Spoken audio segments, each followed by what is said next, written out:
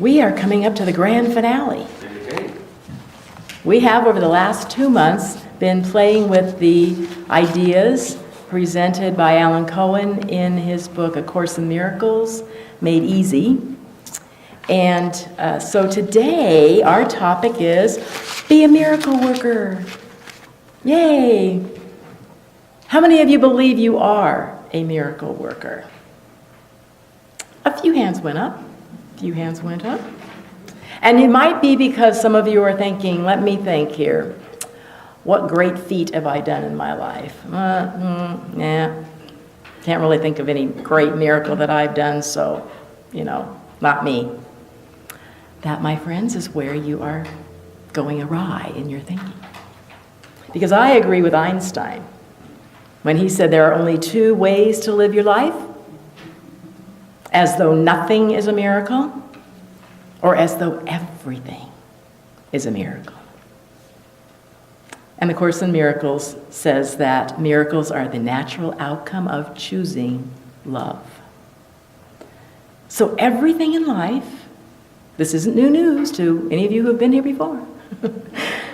Everything in life is spawned, is generated, is comprised, composed, initiated from love.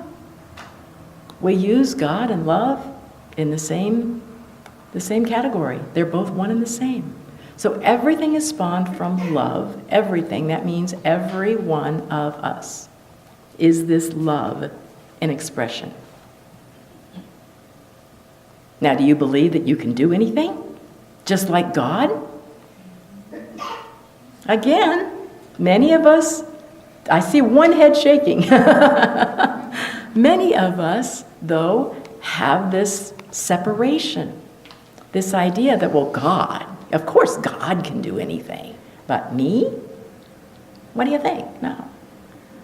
That's that ego voice telling us that we're separate. In truth, we are not. We are whole, we are perfect, we are complete, we are love, we are God in expression. So I'm eager to have, by the end of this conversation, this one-way conversation that we're having this morning, that each of you will say, yes, I am a miracle worker. I wanted to share with you because, if you look at the Bible, how many great things are there that God performed these miracles, right? We can believe that because God is infinite. And so I want to share with you a story about a young boy. He was sitting on a park bench with one hand resting on an open Bible. He was loudly exclaiming the praise of God. Hallelujah, hallelujah. God is so great. That he yelled it without even worrying about anybody that was going to hear it. Well, along came a man who had recently completed some studies at a local university. Feeling himself very enlightened in the ways of truth and very eager to show his enlightenment, he asked the boy, well, what was this source of joy all about? The boy replied with a bright laugh, do you have any idea how awesome God is? I just read that God opened up the waters of the Red Sea and led the whole nation of Israel right through it, the middle of it. And the enlightened man laughed lightly, sat down next to the boy, and began to try to open his eyes to the realities behind the miracles in the Bible. That can all be very easily explained. Modern scholarship has shown that the Red Sea in that area was only 10 inches deep at the time. It was no problem for the Israelites to wade across. The boy was stumped.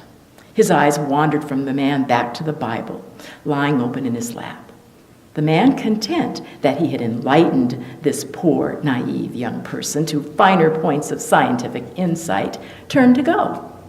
Scarcely had he taken 2 steps when the boy started to rejoice and praise even louder than he had done before. The man turned and asked, what is the reason for your resumed jubilation? Wow! Exclaimed the boy happily. God is greater than I even thought. Not only did he lead the nation of Israel through the Red Sea, He topped it off by drowning the whole Egyptian army in just 10 inches of water.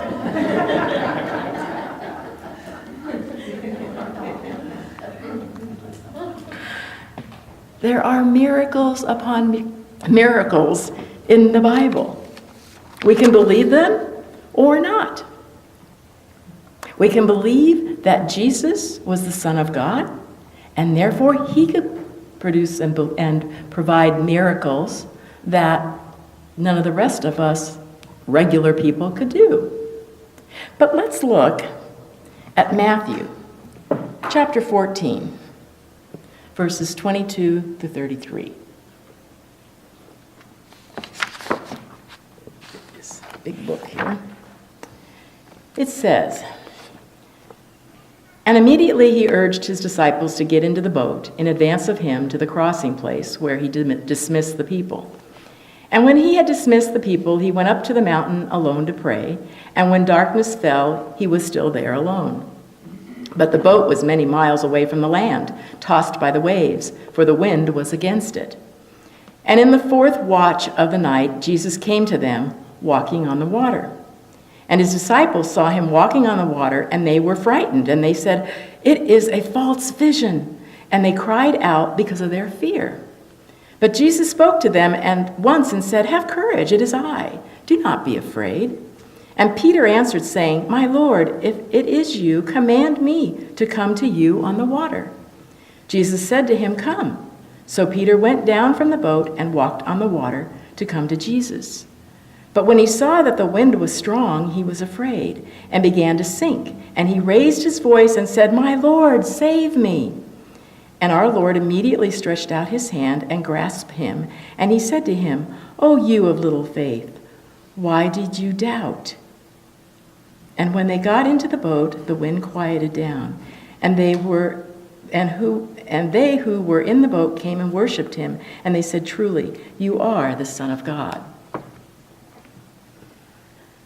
Now, question. What did Jesus believe? I'm going to give you the Cliff Note version of what I just wrote. Jesus was walking on the water. Peter walks on the water too. Peter got distracted by the churning waves. He lost sight of his vision. He couldn't see the master. And he started sinking.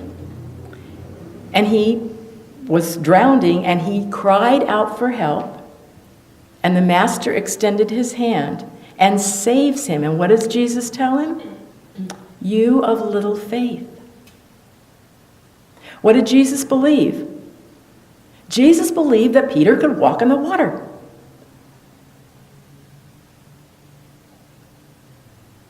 Jesus didn't say, "I'm the only one that can walk on the water, na na na na na."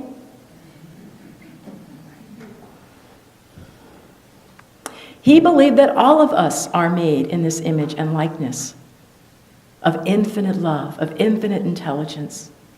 This power is within each of us fully, 100%, when we choose to bring it forth.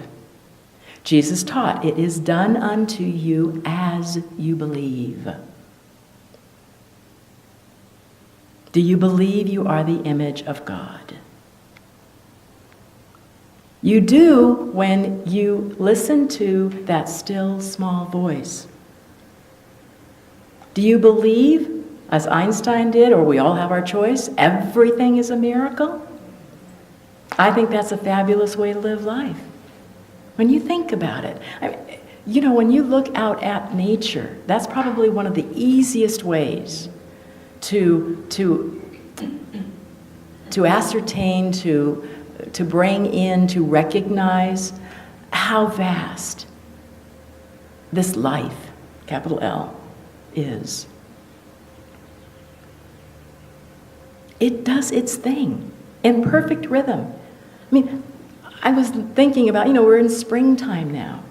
And what was it, a couple weeks ago, 3 weeks ago, I was talking about the wisteria plants and the purple blossoms. What happened to them?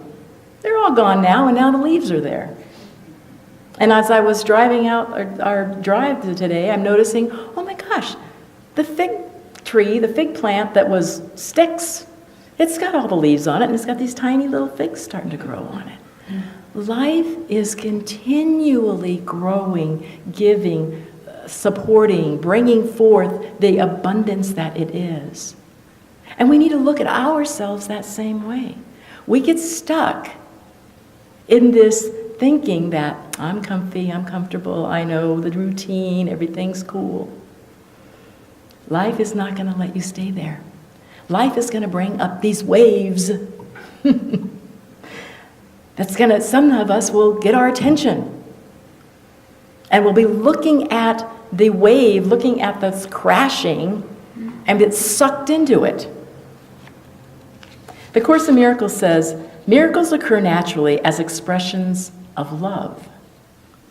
The real miracle is the love that inspires them. In this sense, everything that comes from love is a miracle. When Jesus walked on the water, and when Peter asked for help, what happened? Jesus extended his hand. That's what love does. I believe that all of us, in our own way, in our own unique way, are miracle workers when we extend our love. It can be as simple as opening the door for somebody. As simple as when I get my gas and I have to turn around in a certain way, and there's another driveway that comes out, into the line of traffic. Let's sit there and wait. Let somebody else go ahead.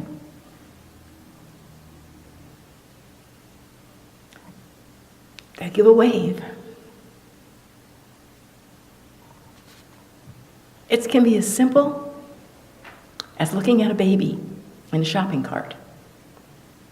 And the mother's doing something, and I just looked at that baby, gave her a smile. And guess what? Smile back. That is love. That is joy. That is being love in expression. How great is that? And I know that life has its ups and downs. It has these churning waters. And that time and time again, we are tempted to look at those waters and be sucked into them. I wanted to share with you a reading that came from the Science of Mind this month that just spoke to me considerably. And I love it because, many people have issues with the word God. Maybe because of whether they were raised and, God is this, fearful thing and so forth, right? Well, this one is called Grace Over Drama from Chavez. I once asked a bird, how is it that you fly in this gravity of darkness? She responded, love lifts me. And from Science of Mind textbook, O light eternal, O light of my life, I come into thy presence with joy and thanksgiving. And the woman wrote, I became addicted to drama and the need to fix everyone. Anybody here had that maybe once or so in your life? Little did I realize what my addictions were doing to me. My stress level was high, my back hurt, and I gained weight. When I discovered that God was real, the direction of my life changed. I let go of drama because I wanted calm. I let others live their lives so that I could live mine. G-O-D, God over, grace over drama. Grace over drama, God. I know that God of my understanding has energy. That's why I refer to it as it. How can energy become known to me intimately and be gentle and loving? I have no idea. I just know what it does. Its energy is expansive, tender, and powerful, all at the same time. softly wrapping its love around me when I need comfort, and helping me stay strong enough to move through my old stuff to create the life I have now. Life can be rich with joy, and it can be also terrifying and cruel. I used to try rejecting the terrifying and clinging to joy, but it didn't work because life is fluid, ever changing. Peace of mind comes from surrendering to all that happens, accepting what is with as much grace as possible. In prayer, I take it to the beloved. Help me move through this with grace. Then I move forward, taking the next step, going with the flow, with the light of love as my way shower. I choose grace over drama. You might want to use that idea of choosing grace over drama when you're looking at the notion of what God is. How many of you have been utilizing the information that Reverend Dr. Jeanette provided for us a couple of weeks ago with her workshop? I have been. I paid the extra $20 to have her materials go on whenever I want, and they're wonderful, absolutely wonderful. She's a great teacher. There's more of her postcards on the back table there if you want to take advantage of using her, because to me, because we are so much in this world, and yet many of us want to be in the world but not, of it. And we need those reminders all the time to remind us that this beautiful, loving being is really, truly what we are. And that's just another way for us to be reminded once again that I am. To be cognizant, to be aware of what we say and think after those powerful words. Her program reminds us that it is deep within me. I have this power of love, this line, she calls it, that supports us, that encourages us, that is always right here within us all the time. We cannot be where it is not. But it speaks to each of us in its own language. So I commend you to get used to the way in which your higher self speaks to you. You may literally hear an actual voice. You may just get a gut feeling. Whatever it is, recognize it, trust it, become familiar with it, and follow it, because this churning waves of life will be there. When you have that source within you strong enough, you can say to the waters, as Jesus said, be still. You don't have to be caught up in it. We can be caught up in the signals that love is giving us. Because deep below in those deep waters, love is there. It's our challenge to find it, to see it. I wanted to share with you a true story that happened a few years ago now, and it was published in the Women's Day magazine.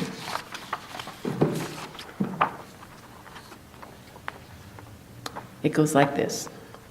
Like any good mother, when Karen found out that another baby was on the way, she did what she could to help her 3-year-old son, Michael, prepare for a new sibling. They found out that the new baby was going to be a girl. And day after day, night after night, Michael would sing to his sister in Mommy's tummy. He was building a bond of love with this little sister before he even met her. We all know about that, don't we? That's so aware now that happens, that baby, that infant inside can be aware of the sounds.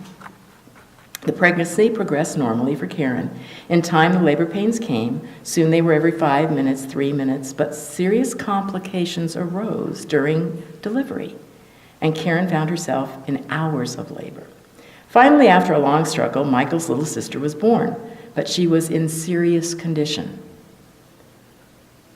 With a siren howling in the night, the ambulance rushed the infant to the neonatal intensive care unit at St. Mary's Hospital in Knoxville, Tennessee. The days inched by. The little girl got worse. The pediatrician had told the parents there is very little hope. Be prepared for the worst. Karen and her husband contacted a local cemetery for a burial plot. They had fixed up a special room in their home for their new baby, but now they found themselves having to plan for a funeral. Michael, however, kept begging his parents to let him see his sister. I want to sing to her.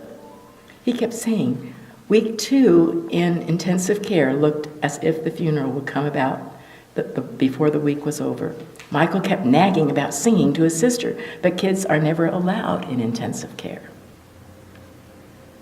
Karen made up her mind.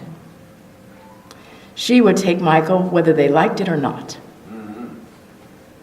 If he didn't see his sister right then, he may never see her alive. She dressed him in an oversized scrub suit and marched him into the unit. He looked like a walking laundry basket, but the head nurse recognized him as a child and bellowed, "Get that kid out of here now. No children are allowed." The mother rose up strong, and this usually mild-mannered lady glared steel-eyed right into the head nurse's face, her lips a firm line. He is not leaving until he sings to his sister. Karen towed Michael to his sister's bedside. He gazed at the tiny infant losing the battle to live. After a moment, he began to sing. In his pure-hearted voice of a 3-year-old, Michael sang, "You are my sunshine, my only sunshine. You make me happy when skies are gray." Instantly, the little girl seemed to respond. The pulse rate began to calm down and become steady. "Keep on singing, Michael," encouraged Karen with tears in her eyes. "You never know, dear, how much I love you. Please don't take my sunshine away." As Michael sang, the baby's ragged, strained breathing became as smooth as a kitten's purr. "Keep on singing, sweetheart."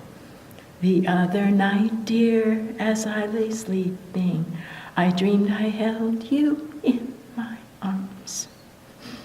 Michael's little sister began to relax as rest, healing rest, seemed to sweep over her.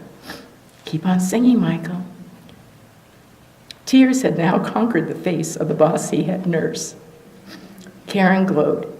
"You are my sunshine, my only sunshine.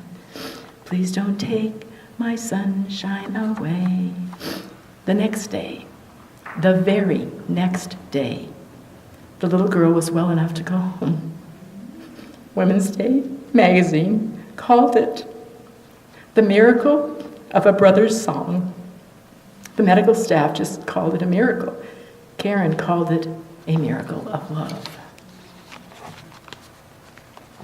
There are so many powerful energies happening all around us that we are totally unaware of as a regular human being.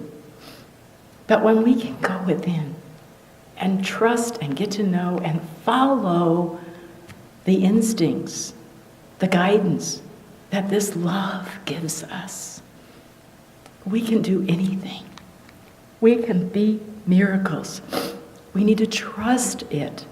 Step out. Walk on that water. Be that miracle worker in this coming week.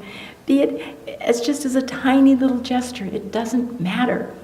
And when you do, just give yourself a smile.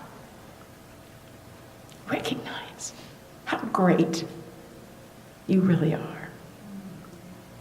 Namaste.